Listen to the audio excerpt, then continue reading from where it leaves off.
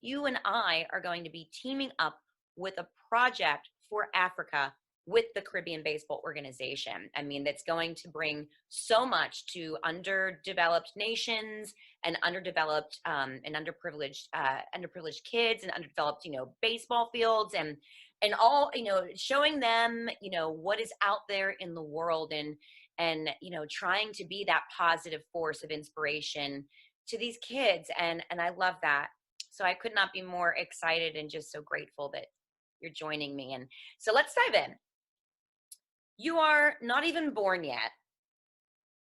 And your mom goes to see this lady and says, you have to name your son Gift. You have to tell everybody that story. We're starting pre-baby Gift. Oh yeah. Pre-baby gift. So pre-baby gift. My mom was pregnant with me at the time, and she went to a church event. She was part of the ZCC community in Africa, and she went to this church event, and this lady was a prophet, and she came over and said, "Hey, the lady you're bearing right now, the ancestors want you to name him Mpo. Mpo means gift, so that's how I got both names. They mean the same thing. Mpo is in Sotho, and then gift is obviously in English, and they translate into each other. So that's how I got my names. And the lady said, "Hey, also your child is going to be a blessing. So yeah, you got a real special one in your belly right now." And my mom didn't know anything about this lady, who she was, and till this day we don't even know who she is. And then yeah, then I was born. And you're born, and here's something really miraculous. You literally grew up on a baseball field. Literally. Like, I'm not kidding around. That's right, everyone. You heard it correct. He literally was raised on a baseball field. I mean, hello. Although it was first base there, Mr. Shortstop, second baseman. But listen, we'll take what we can get, Gift, okay? So tell us this story. So how in the heck did that happen? So what happened was, I was born in the villages in Limpopo, and my mom came to the urban areas to Johannesburg to look for work. Um, then I got sick. So what happened was, it was a hot sunny day in Limpopo, and anybody knows what Limpopo is like. It's hot. Like it's like Arizona, like deserty Yes. and everything. Like it's hot. And obviously, being a kid, you don't think about wearing shoes or anything. So we playing around, having fun. My feet are burning; they're on fire. So I ran to my next door neighbor's place and saw a cup, thought it was water, and downed it. Next minute, I downed some fish oil. So I Oh, had for no. Oh, I my had the God. and then my grandmother didn't know what to do with me, so she called my mom and was like, "Hey, come get your son. He's sick. I don't know what else to do for him." So my mom came over, which ties into the story of how I was meant to be at the baseball field, because later on, I'll tie everything together. So Yeah. I drank the fish oil. My mom came, got me when I was two years old, and then moved to Randburg with her, and that's where she worked at the baseball field for the Randburg Mets. And my backyard was my baseball field, so I grew up on the baseball field. So reverting back to everything, later on, my mom told me that you were not supposed to come live with me in the urban areas in Randburg. I was supposed to stay with my grandparents in the villages. My older brother Christopher was supposed to come live with her as being the firstborn. And luckily that I got sick, that I moved to Randburg with her, and my brother ended up staying in the villages. Oh, wow. So talk about everything happening for a reason, right? Yeah. Wow. That's crazy. And well, I mean, in some ways, then I guess it's a good thing you drank that fish oil. God, poor thing. That's horrible. I can't even imagine what that had to taste like. Good thing you were young, and I hope you don't remember. No, I have no memories. All I know is it tastes very well. Exactly. So what was it like? I mean, how many years did your mom keep that job and that you literally had a baseball field in your backyard? Yeah, my mom kept it for, that job for a long time. It was our source of um, keeping a roof over our head. So my mom sacrificed a lot in her life to give us everything that we have today. So a roof over our head, meaning that she had to work at the baseball field in order for us to stay there. And then she had other jobs, being a domestic worker, working for other people at their houses, cleaning their houses, you know, putting food on our tables and everything. We didn't have a whole lot in our household, but the household was a happy household for us. It was a small room, maybe 5 by 5. It was very small that we lived in, and but um, we had a small single twin bed kind of thing, and then we had mattresses come out, and that's how we slept. My mom would be on the floor, I had the bed. Um, at that time, my stepfather was there with me, and then my little brother was born, Victor, and then it was like the four of us. Then obviously my stepfather left. Then it was just the three of us at the house. Then my other brother came, Christopher. So that was the four of us just in this house, in this small, tiny little room. But what we had, we made the most of it, and we were happy, and didn't seem like we were struggling anyhow. That's amazing. I can relate to you a little bit with that.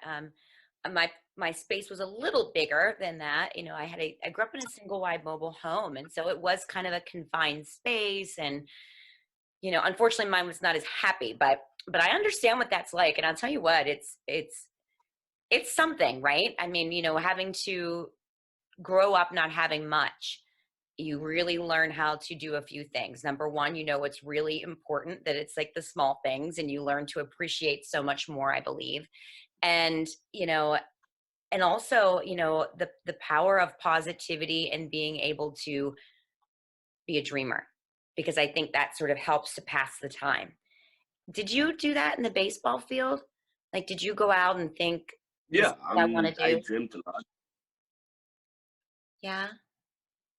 What were some Yeah, of your inspirations? I wanted to do, you know, I wanted to do better for my mom. Everything she sacrificed was like, hey, let me do something in order for her to be like, you know what, all my sacrifice was worth it to for this moment or for what I have today in my life. So my goal was obviously to buy my mom a house. So that was the first thing. And I told her since I was a young kid that I'm going to buy you a house. Don't worry about it. You just keep sacrificing, and I'm going to buy you a house one day. Then at around about 12 years old, I decided that I wanted to play in the major leagues. My best friend Robert van Veek at the time, we grew up together since we were 3 years old. Um, he burnt me with hot water one time. He pushed me in the swimming pool, and that's how I learned how to swim. So me and Robert have a lot of memories. have a lot of memories. That's one way to learn. I guess that's one way to learn. But uh, we would go to his house and watch Sunday night baseball, which would be on a Monday straight after school. So we'd go to school, finish school, and then go to his house and watch Sunday night baseball. And we were like, wow, like this is awesome. Like watching Boston Red Sox and the New York Yankees rivalry game. And I was like, damn, I want to play over there one day. Like, look at that. All those lights, like how many fans there are, and like this is awesome. And that's kind of like where I told myself, like, listen, like this is where I want to be, and I'm going to work hard for it in order to go be there one day. So I wanted to be a baseball player, major league baseball player by the age of 12. I set my dreams and my goals that I wanted to do this. Wow. And that you did. And that you did. So, you grow up, throughout your adolescence, become a teenager. And at the ripe age of 17, I believe, you made a little trip to a place called Italy and started pursuing that exact dream. So tell us a little bit about your time there. And you went into the minors. And what was it like even getting called up into the minors and getting to that step? So yeah, I got invited to Italy in 2017. Obviously, they saw me play in South Africa. South Africa is a very small country for baseball. We um, compete against three other sports: soccer, cricket, and rugby. And I just wanted to play baseball, so they saw me play baseball in South Africa. They invited me to the Italian Academy. My first year, I got to meet Barry Larkin, who's one of my mentors. Played 19 years with Cincinnati Reds, I believe, and he has a whole bunch of awards and Silver Sluggers, Gold Glove, everything. So he kind of took my game to the next level, and I was like, wow, like I learned so much in those 30 days that I was in Italy. Like imagine what could happen if I did this all year round. So I worked hard on my craft and everything, got re-invited in 2008 to the Italian Academy again. And at that point, I was deciding whether I should stay with baseball or stop playing baseball. I was kind of like, if I don't get signed at this point, I may have to sign, I may have to stop playing baseball and go play soccer, because that was my other sport that I was good at, and I had to make a choice. But I didn't want to give up one or the other without knowing what I have or what may come from either one. So it was kind of like whichever sport gives me a contract first, that's where I would go. Okay. And 2018, it happens to be in August in Italy. The Pittsburgh Pirates called me and said, "Hey, we like what you got. You have raw talent, and we think you're going to be a Major League Baseball player one day. We want you to sign with us." And that's how I got my professional contract, my first step to my dreams coming true. Wow. Okay. So let's talk about that. I love these moments, like these two back-to-back moments. The call. Where were you? Like, what were you doing when you got the call? What was going through your mind? And then the trip here to your first game. Oh, the call. So spent 9 years in the minor leagues, with ups and downs, long journey. Had doubts that I wouldn't make it. I believed that I could make it. Then I was down, a lot of things going on. But the call happened when I was in Pawtucket, Rhode Island, AAA affiliate for the Red Sox. It was a rainy day. The day before, it was a day off. My friend Davidas Neverauskas from Lithuania got called up. Me and him were at the academy together in 2018. That's how we first met. And then he got signed by the same um, scout as me, and then brought him over to Pittsburgh. We were friends. I took him under my wing, showed him around. So he got the call the day before. So Oh, interesting. the next day, we're in Pawtucket, and it's a rainy day. We go to the field, hit in the cage, game is canceled, and the coach gets a phone call, and he's talking. We're hitting in there. The next minute, he stops everybody. He's like, "Yo, listen, everybody, I want you to listen up. Yesterday, we called the European guy, which is Davidas Neverauskas. Today, they want the African." And everybody was jumping up and down, celebrating with me, because, you know, this is a dream come true for me. And coach Huge is like, moment. huge moment. So coach Huge. is like, "Listen, you don't have time to celebrate now. You got to go pack your bags. You got to go. You got to leave right now." So I'm like, "All right, cool. I'm trying to pack everything." He's like, "No, put your cleats in, put your gloves, and go. Everything else you'll get over that side. We'll ship everything that you need." So I'm like, "All right, cool." So I grab my school bag and off I go. Driving along to the airport, I'm calling my friends and family. I'm like, "Listen, I made it. I'm going to the big leagues. I'll be playing tonight."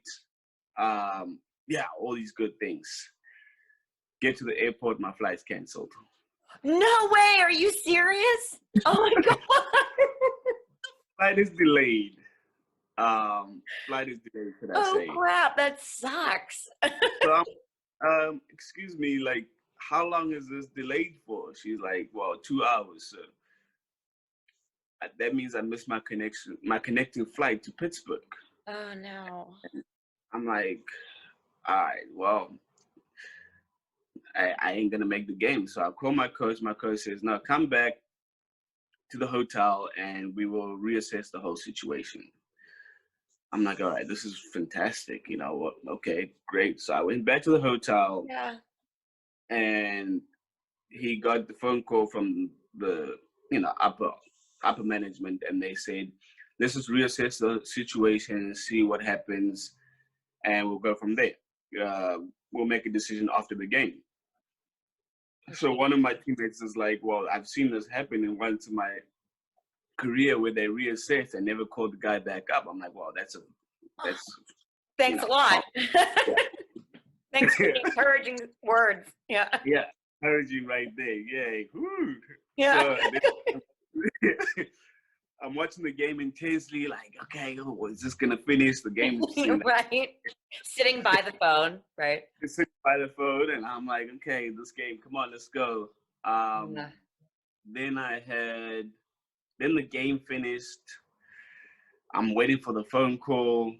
After 45 minutes or so, my coach calls me again, and he was like, listen, hey, I want you to take a deep breath in and out. And I was like, all right, coach, just give it to me. You're killing me. Like I'm like on the edge of my seat. Like what? This is like crazier than the moment and what they say. Yeah.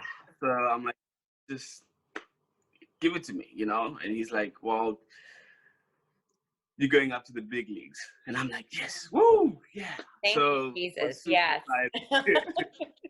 Super excited. I'm like, thank I you, already coach. knew that. Like, why was I even nervous? Like, I was like, was there like a lull in the story I wasn't aware of or something? But Jesus, I know, you right? have me like perspiring over here. I'm like, I can imagine how you felt. Jeez, that's crazy. So then what? So then you get on a flight, I presume. Yeah, I called my friends and family that night again and telling them, hey, listen, we're gonna go back to the big leagues tomorrow. So we're good. So got on the flight, arrived in Pittsburgh, got dropped off at the hotel right next to the field. And then they told me to wait. They have to make a couple of transactions and make a couple moves in order for me to be in the team. Eventually, they told me, okay, you can come to the field. I arrived at the field, said hi to everybody, talked to Clint at the time. And then, boom, all the cameras are on me. And I'm like, wow. And you have arrived. Yeah, you have arrived. Welcome to Pittsburgh. Well, this is the biggest thing, to keep in mind for everyone who's watching. I mean, not only was this a huge moment for you, just as a talented player achieving your childhood dream, as if that's not big enough, getting to, get ready to be on the big stage and play your game, you made history that day because you were the first professional Major League Baseball player from the continent of Africa. Not at all intimidating gift, not at all. I mean, just small, un poquito, just this little, antidote there. I mean, holy cow. I mean, talk about like all eyes on you. I mean, you were making history that day before you even stepped onto the field. Yeah, it was a big moment. It was a big moment for me. It was a big moment for my family, my country, Yeah. and my country. Yeah. It's something. I cannot describe how much pressure it was to be the first person. Not that I was trying to be the first person. I was just trying to make my own goals become a reality. Sure. And knowing that no one has ever been there and the whole continent has been with you, Yeah, and the weight of carrying um, all that pressure, or all that weight of one continent can kind of weigh on you a little bit. But you know, absolutely. yeah.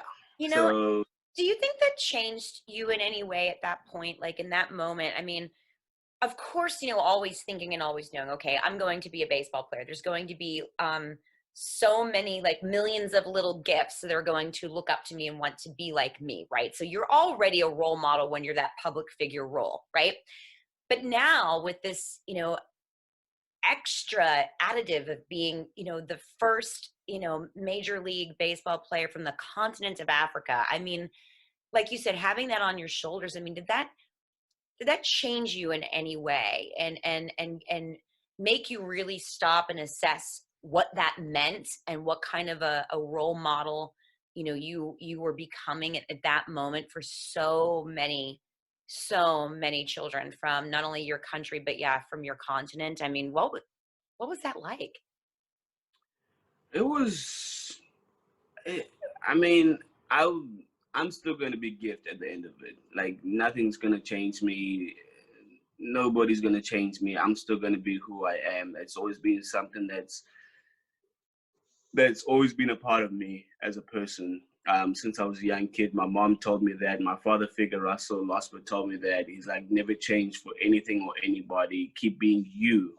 Um, but like, knowing that now I'm not going to be the normal gift everybody sees and knows. Like, now I'm a public figure and inspiration and role model and whatever else people see me as.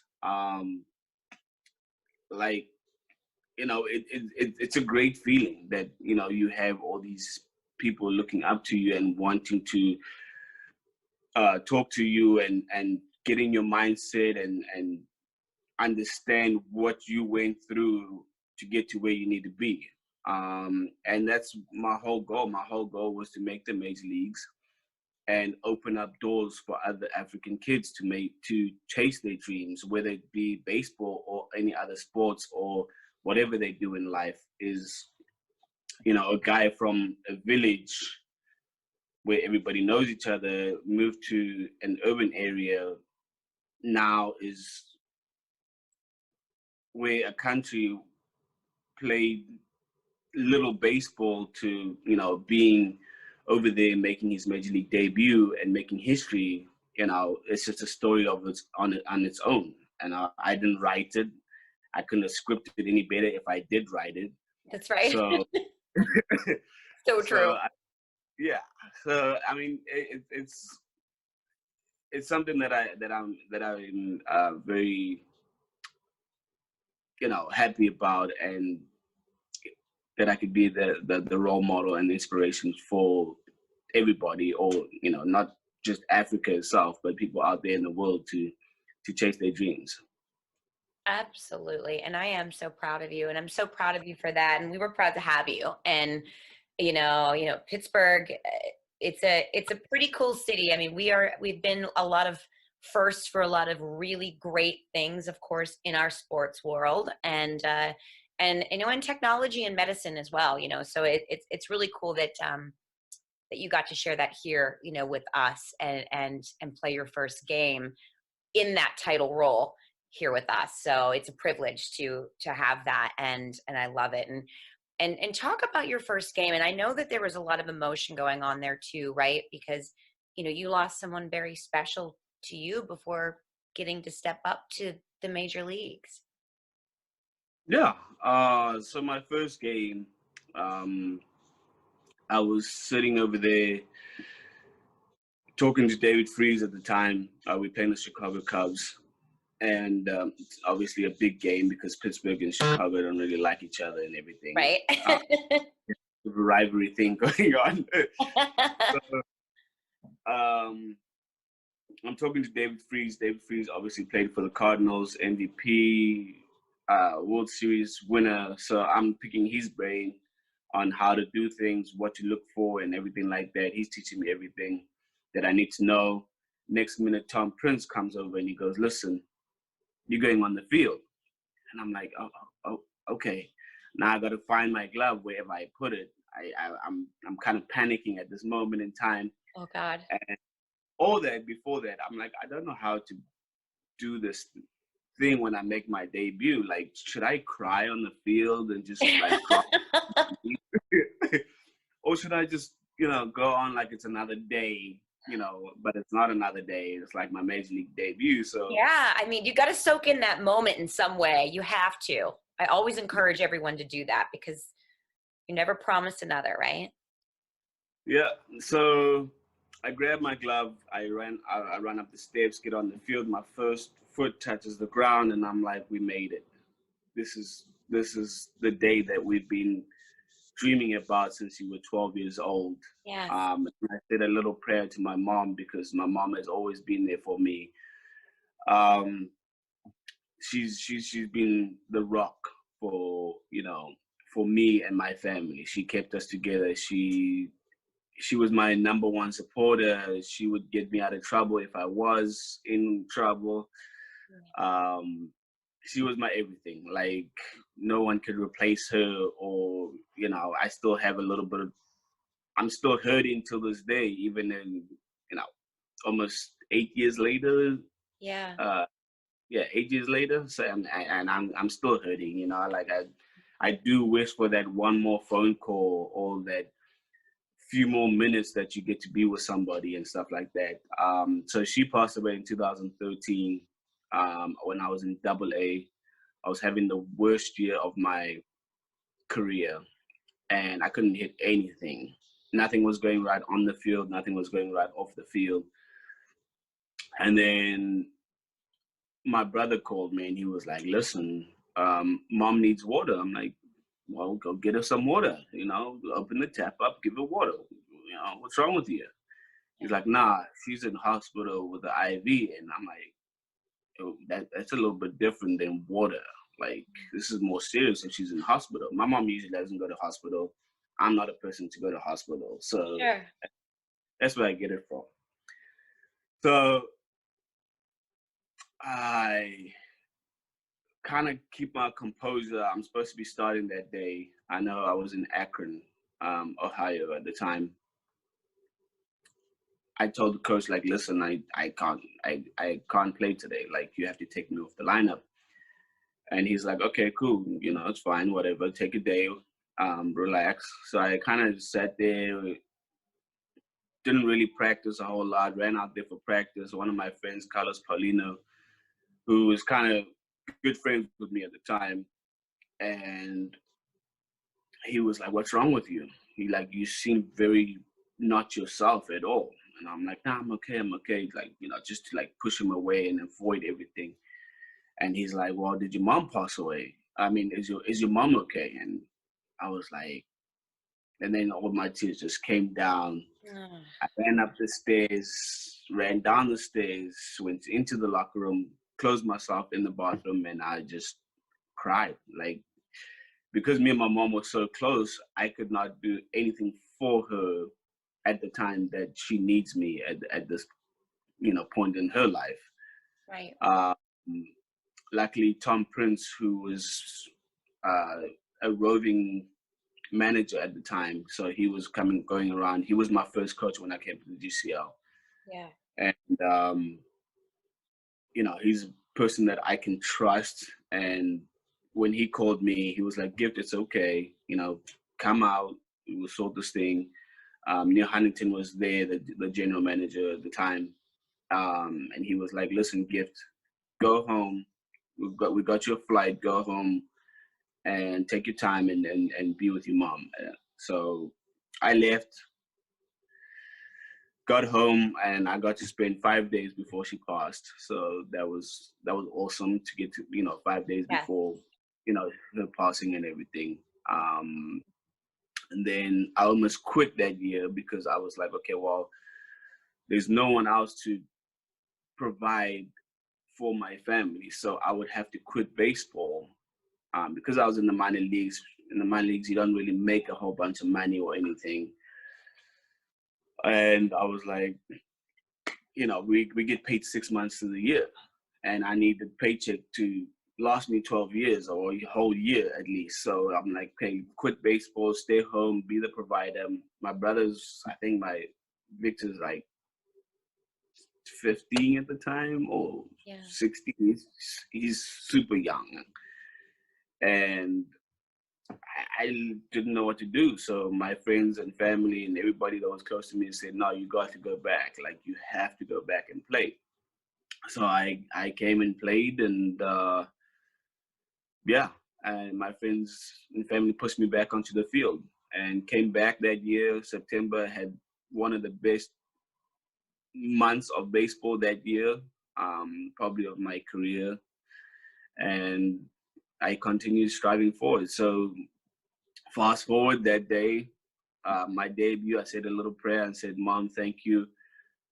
We made it. The day has come. The day is today that we made it. Which happened to be Freedom Day in South Africa at, I think it was 2:00 in the morning or something like that. So Freedom Day is a big day in South Africa, a public holiday. So That's amazing. That is it is such a moving story. And because it comes from just such a vulnerable, honest and real place.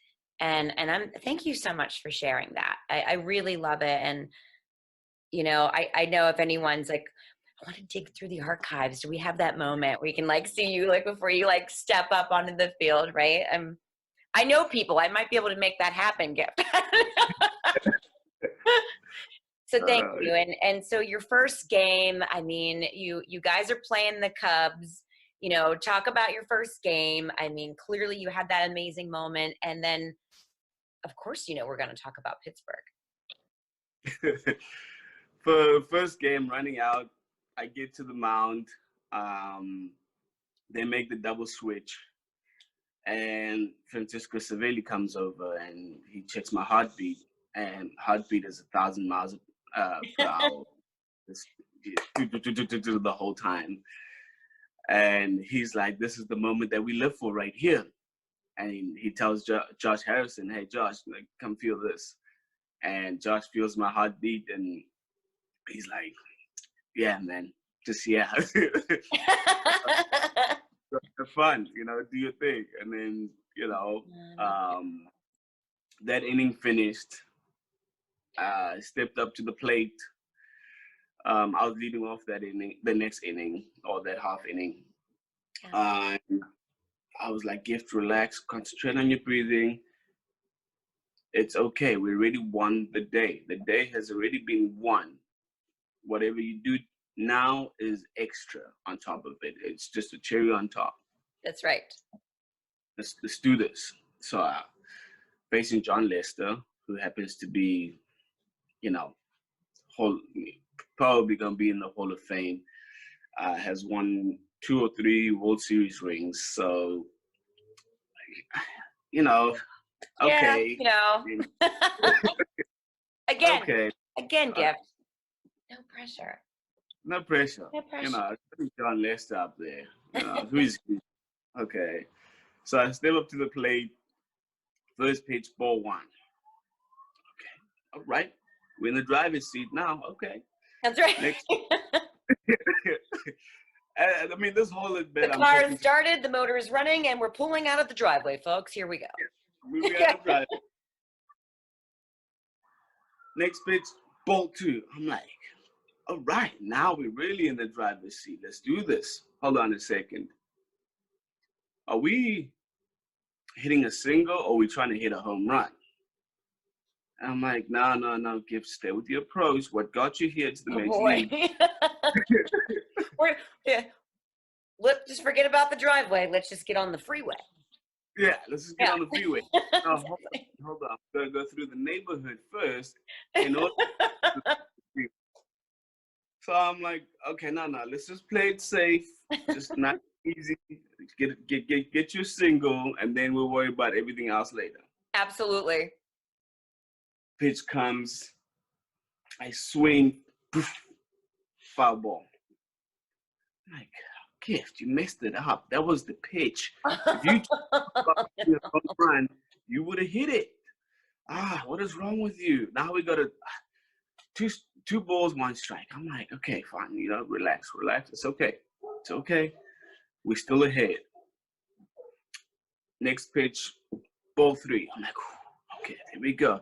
3 balls, 1 strike. All right, hold on a second. Are we trying to go for a home run this time? Or are Oh you going to play? God. God. You're making me sweat. Like this is like I'm like in the moment. I actually wonder if I was at that game. I used to be friends with some of your old teammates, and so I'm trying to live this moment so you can be a part of it. I So know. Listen. Okay. Well, anyway, go ahead. So anyhow, 3-1 count. I'm thinking, okay, do we go for a home run this time, or do we just, play it safe? Right. Get a pitch that you can handle, put it, drive it up the middle, or drive it to right field. And Take a stroll through the neighborhood, Gift. Just take a stroll through the neighborhood. Exactly, just stroll Sunday through. driver. Safe driving. Yeah. So 3-1 pitch comes. I see it. Put bat to ball. Ball goes up the middle. Base hit. I came rounding first base. Base hit. My first at bat. Thank base you, hit. But they saw his dazzling glove and potential. And he has his first major league hit.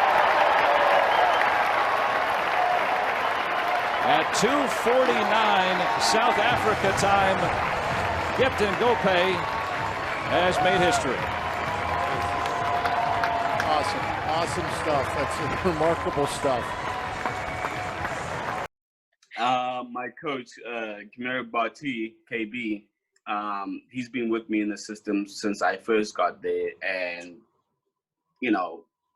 always pushed me to do better and get better every single year. So he was at first base, and he was like, "Mom would be proud," and my tears were like right there, just about to come out. Yeah. You gonna cry, bro. You gonna make me cry. The cameras are here right now. You gonna make me cry. Come on now.